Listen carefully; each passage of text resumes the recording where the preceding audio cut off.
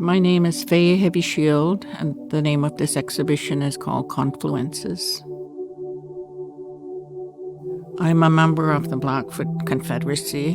My community is known as Kainai. Another name for it is Blood First Nation. In my culture, I grew up knowing that it's important to respect your place as a guest.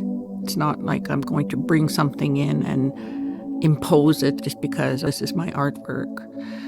And because of the way I do work, I'm considerate of the materials, I'm considerate of the place. It's when you're spending so much time with the material that there's going to be times where you'll learn something from a material. But my materials have always been from a humble sort of place, like they're not precious.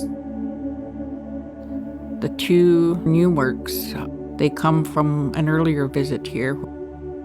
The river piece is called Ayu Nitdan. It's a form of respect and it's an invocation, even though all these images come from so many different rivers. Grouping them all together and framing them within that metal frame, it's me wanting to show that the river is an entity. The other really special place for me was the Cahokia Mounds, which I had never known about up until my visit here.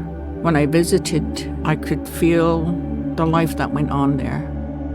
That is called Honor Cahokia, and that goes back to what I mentioned earlier about it's important to know my place as a guest and to offer a sign of respect. I knew that the color of the mounds that were fabricated here, that I wanted them to be a red ochre. I started to recall that my first visit here, all the brick and all that color. And so those things, that I guess itself could be called a confluence. Whatever you bring with it, that's how you'll feel about the work. So if it's a very calm day, you'll feel peaceful. I hope people enjoy their time with the work.